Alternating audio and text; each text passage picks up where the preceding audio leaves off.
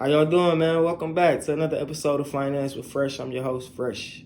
So today, man, we got a jam-packed show today for y'all. I'm going to be talking about a topic that I'm really excited to talk about. I've been learning a lot about the topic lately, and the characteristics of this particular investment vehicle has been extremely appealing to me. And I feel like it's a very important topic, and really get into the sound fundamentals of really understanding the topic. All right, without further ado, let me tell you what we're gonna be talking about. We're gonna be talking about Bitcoin or cryptocurrency. Just cryptocurrency, digital currency. That's what we're gonna be talking about. So I always usually go through real quick before we jump into it, man. Do me a favor. We're going to take a moment of silence, give y'all a pause for y'all to go click the notification, subscribe so you can be able to get an update when we post a new show. So I'm going to pause for a second, moment of silence.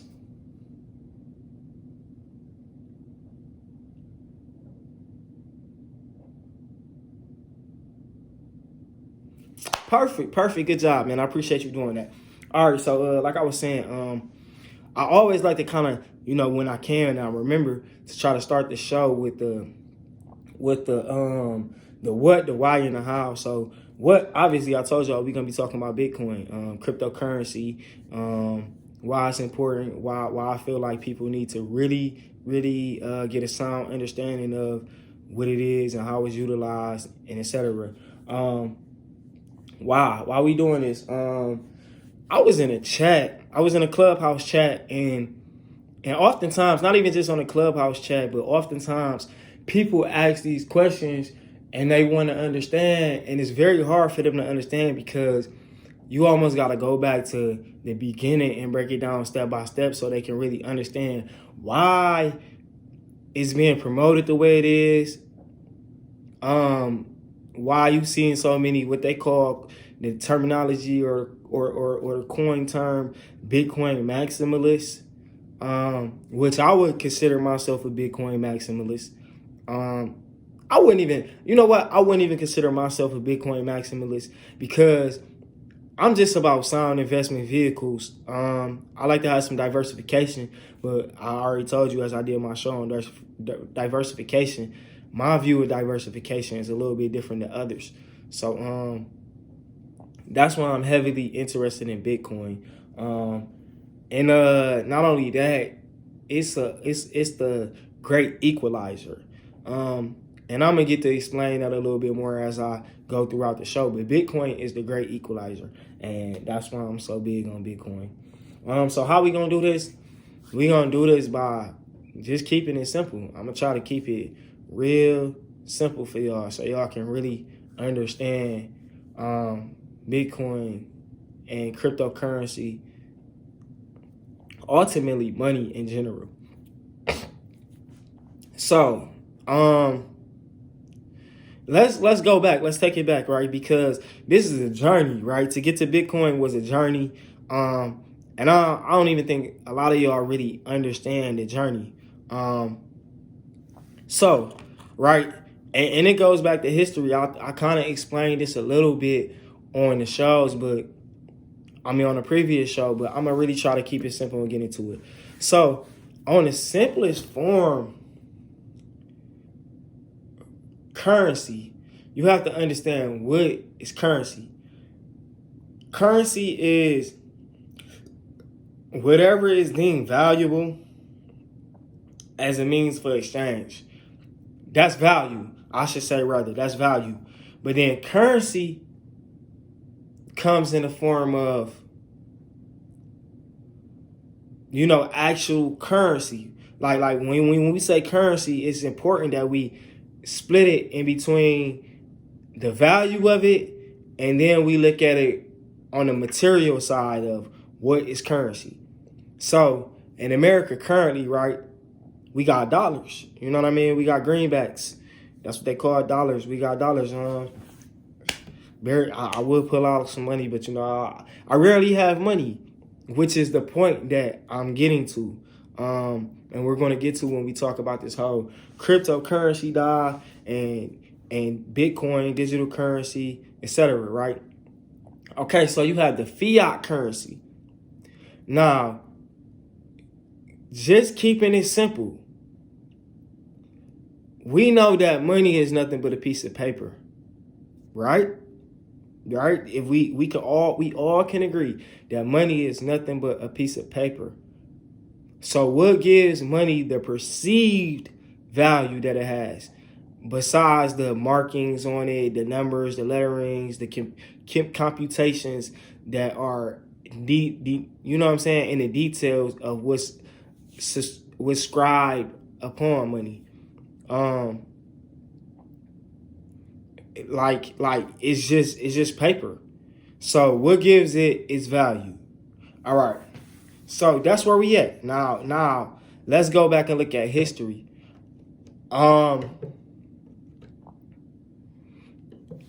It was a time in history when people used gold as a form of money to complete a transaction. And this is where you get something called the gold standard. So way back in the day, when they were, developing, the early, what would they call it? The early 20th century, early 1920s, 30s. I'm not particular about the dates, even though I'm a history buff. The history is more important than the dates. So I want to say it was FDR that got the toying with it. And then you had John F. Kennedy, you had Richard Nixon. Anyways, okay, what happened was $1 used to be redeemable and backed by a piece of gold. At a certain point, they decided that they would collect all the gold off the market and they would discontinue the backing of the dollar by gold. And at that point, you had something that was called inflation that started to come about. And inflation kind of deals with the larger situation, which I don't want to go too deep and try to keep it simple, but it's a phenomenon known as fractional banking that's going on. So to keep it simple, right? For every dollar, it was backed by a piece of gold. Once that standard was dismissed, you had inflation, which means that if I inflate and print $2 for every piece of gold, then the value of a dollar declines, right? Now, also keep in mind that value is based upon supply and demand, okay? So when we talk about Forex, right? What is Forex? Forex is a form of currency exchange, okay? So you have value, you have currency exchange, right? Value. Where does value come from? And when I ask that question, I'm asking it in the sense of, this is where I always go back to where I have a coin phrase that I always say, money isn't real. You know what I'm saying? Money doesn't exist because value is the ultimate thing that exists. Okay, it's value. And value is determined by who perceives it value, who perceives it as valuable. Value can be determined by the supply of what's deemed as valuable. If it's an endless amount of supply, then that doesn't make it as valuable. You know what I mean? So it's different nuances to value. But value in the simplest form, when I try to explain people what money is, they always used to tell us money don't grow on trees, but that's a lie. And what I mean by that is a man can take a seed, go in his backyard, plant it, water it, watch it grow, and then he can take that seed or take the fruit from that seed and take it to market and sell it for. And when we say sell, we need to understand that a sale is an exchange. Okay? So exchange it for another piece of perceived value that then can be exchanged and then be exchanged and so forth, right? So value. Currency. Currency is whatever form that the value takes. Okay? That's currency. I want you to let's say that again. Currency is whatever form that the value takes. Now, generally speaking, in our society, American society, the form that currency takes is the form of fiat dollars.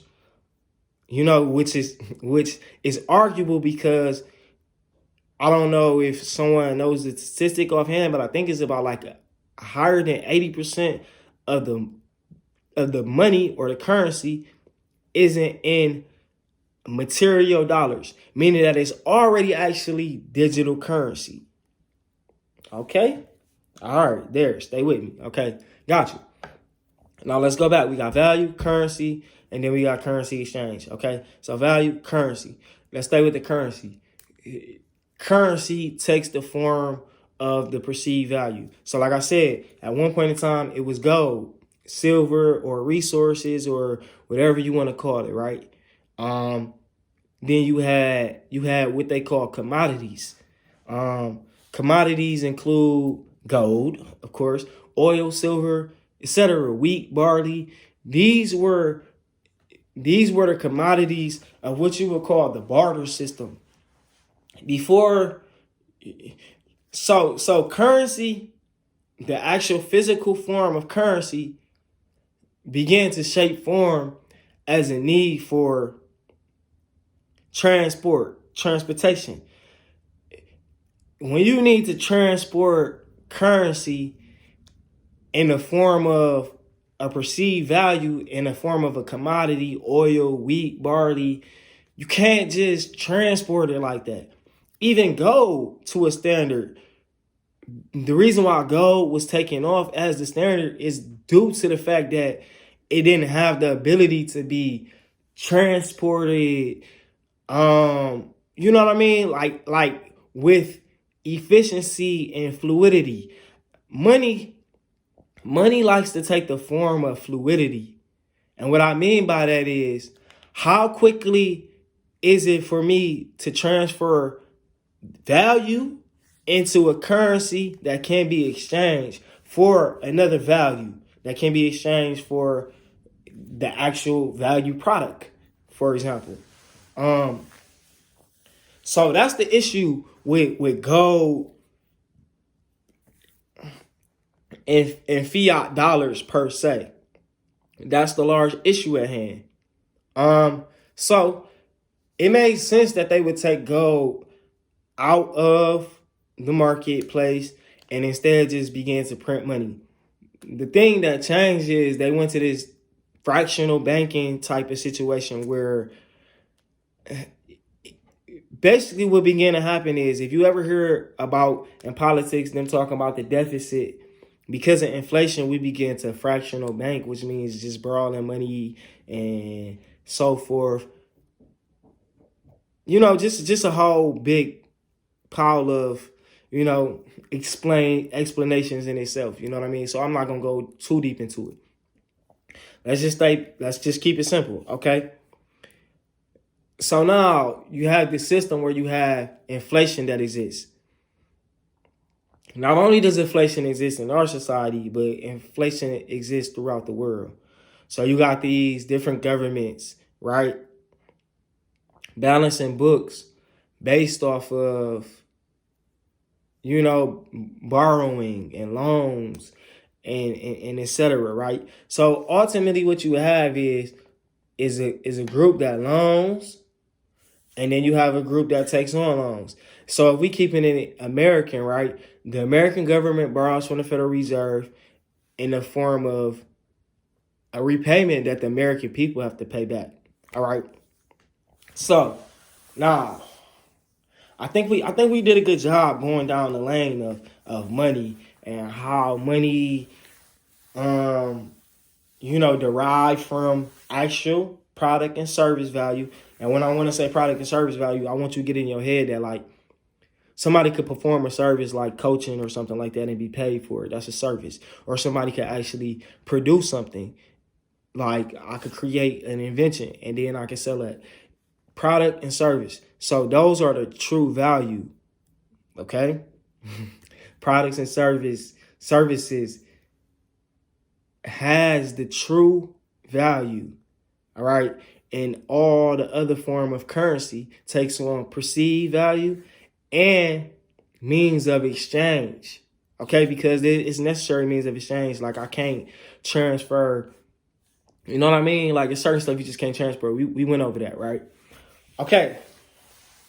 So now, where are we at right now, right? Due to inflation, what particular people started to notice was that because of how the fiscal and monetary policy is set up within government, it almost leaves the people at with their hands tied behind their back, because they're gonna always be chasing the bull of inflation. Bull is a market term for rise. They're always going to be chasing the rise of inflation. And because of that, it's going to always put you in these situations to try to do more, to figure it out. You know what I'm saying? You gotta battle against inflation, which means you gotta either make more or you gotta, you know what I mean? Somehow, some way, you have to battle against inflation. So what a smart guy thought of was like, yo, I'm sick of this, which it makes total sense to me. Like let me talk to you about my financial knowledge. Like it's surfaced in layers, right? So I'm at the point right now where it's full-fledged. Like I'm actually studying to become a financial advisor. Like this very moment, I'm doing practice tests daily. You know what I mean? I should be ready to take my test within the next month or two. You know what I mean? I'm gonna say month. You know what I mean? And I'm saying it to say, like, you know what I mean? Like nothing at this point is shocking to me. Like nothing at this point is shocking about the way the market moves or et cetera, because it's almost like when you follow the money, you can understand how everything is working. And that goes back to my whole video about diversification and how you can see where you should diversify yourself and how. Okay, so going back to the smart guy, right? And it just makes logical sense, right? So some smart guys, they started coming up with some ideas like, yo, why don't we create some type of means of exchange to kind of like protect and hedge against inflation? I'm not going to say that was all the gist of what they were thinking when they first tried to put this network together. But hey, eventually it worked out and it built out into something what they call blockchain. And what blockchain has allowed us to do is to control the value of money. So the gold standard. Gold used to be the standard to which every currency and all value, all perceived value, material and services was all standarded back to. Well, Bitcoin has become the new gold standard. That's the easiest way to look at what Bitcoin is doing and what it has become. It has become the new gold standard, which means that Bitcoin is the most valuable commodity or means of exchange or perceived value or investment vehicle. It's the most valued form of currency currently at the moment, right? And the way it's been layered and built, it will be the standard currency. Like it has a great. I'm almost gonna say, like, man, it's a sure fire chance for it to be the world's currency, the first world currency. Now, what is Bitcoin? I'll just kind of like explain that. But how does Bitcoin work and how is Bitcoin going to change our society? Because a lot of people are confused on, like I'm promoting Bitcoin heavy, like, yo, you need to get you some Bitcoin. A lot of people confused as to why. And the biggest factor that I feel like is preventing people from understanding is the fact that the exchange rate is so far drastic from anything that people have experienced firsthand that it's kind of like throwing them for a loop. Being in America, we have our currency is the most valued currency. So therefore, when we generally go to other places, our currency gives us more of their money, right? What I feel like Americans are having a true problem at is understanding that this is the opposite. Like Bitcoin is the opposite. Okay? You don't get more for your dollar. You don't get more Bitcoins for your dollar than you do, would you get dollars for Bitcoin? You know what I mean? Currently, I think Bitcoin is trading at like $35,000 or something like that, which means that for one Bitcoin, it costs you $35,000. So now people like, so damn, I don't get it, bro. So I'm about to spend my money just to get a portion of a coin. This is where fractional perspective has to come in. Let me put that. Fractional perspective has to come in, because fractional, it's how a lot of the way the world operates. You got a corporation and it's broken up into fractions, meaning that this person owns this percent, this person owns this percent. That's how everything almost works. I really didn't get into buying my first stock until fractional shares came about. The ability to invest at the very dollar amount, right? So when you exchange and purchase Bitcoin, you don't get a whole Bitcoin. You get, just as how the American dollar is broken down, you get to cents. Bitcoin has a what they call their cent, or the smallest portion of the Bitcoin is called the Satoshi, which is named after the creator of Bitcoin, right? Okay, so the Satoshi ultimately is where you need to be equivalent to your dollars. You know what I mean? Like, you need to start thinking in Satoshis and not in the form of Bitcoin. Like, having a whole Bitcoin in the future will be able to buy you, you know what I mean, $250,000 house today. You know what I mean? Like, that's in the future. But we need to understand. Okay, so let's just keep it there, right? You got the exchange from dollars to Satoshis, Bitcoin if you got enough Satoshis, etc., right? What people have to understand, that there's a shift happening. Like, people are like, what I'm going to do with this Bitcoin? What I'm going to buy Bitcoin for? What I'm going to do with it? You have to understand that there's a shift coming, meaning that I already mentioned previously, Bitcoin is the new standard, meaning that everything almost has to funnel in to Bitcoin.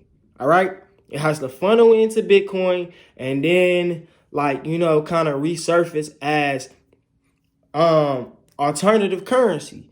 And there still will be places for alternative currency. Like, to be honest, that's the beauty of what Bitcoin is doing. Bitcoin will allow communities to create their own currency and therefore begin to build their own wealth. Okay? So how does this happen, right? There's a particular coin called the Guap Coin.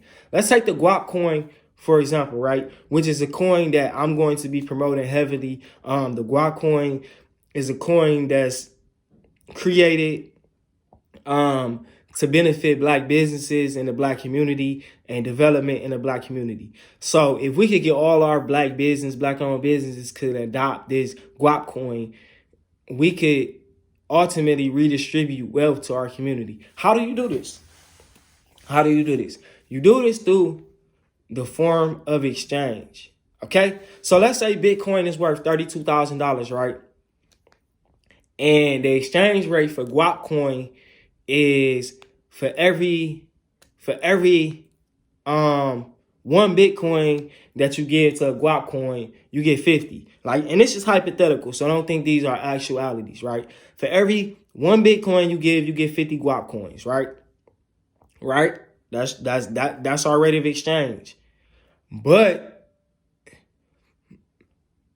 when we how we would build up our currency value is when a currency comes in, you know what I mean? When a currency comes in the form of Bitcoin, we keep it.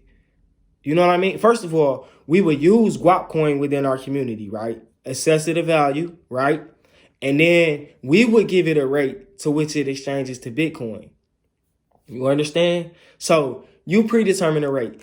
And how you do this is, how do you keep making your coin greater is you keep exchanging it. And then when you give it back, so let's say people came to our community, right? We could charge them a fee, the exchange rate, right? We could charge them a fee for the demand of the Guap Coin.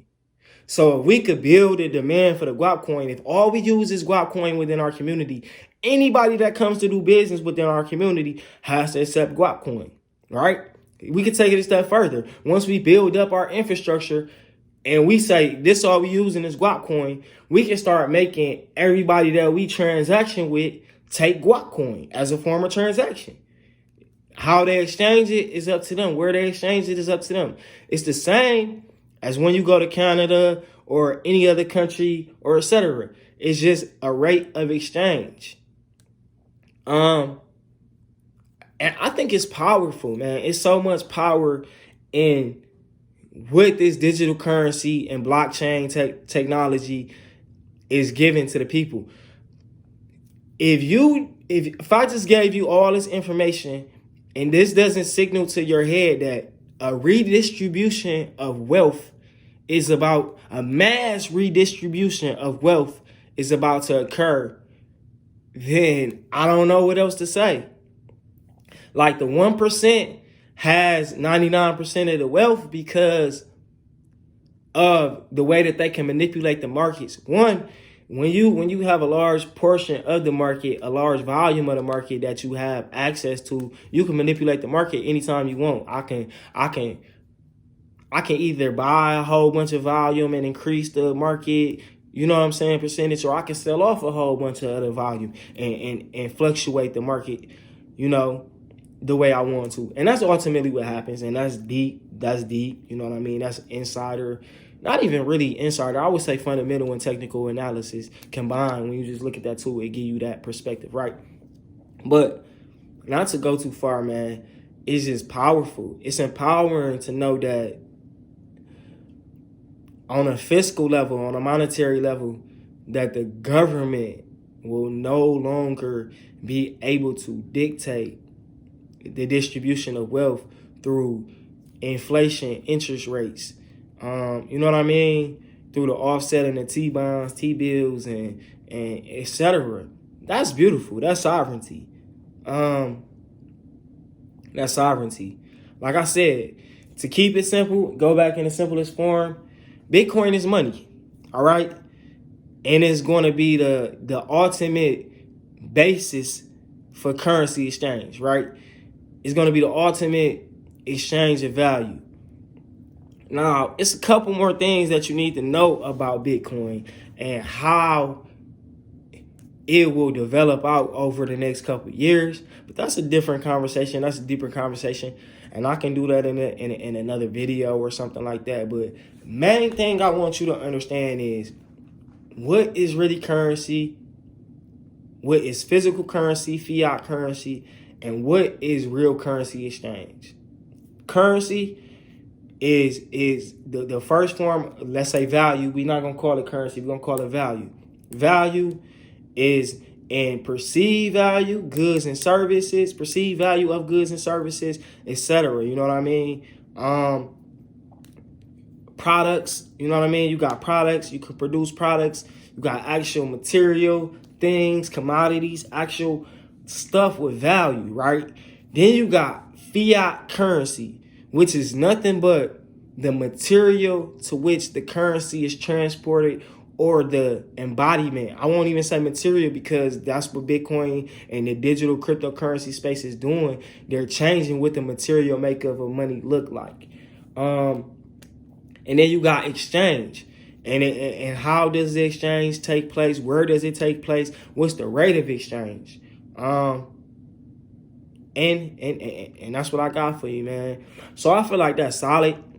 I didn't really give you any investment advice. I didn't tell you to run out and do anything. I'm not legally able to give investment advice just yet, but give me a month or two and I'm going to be legally able to give you some sound investment advice for a fee, of course.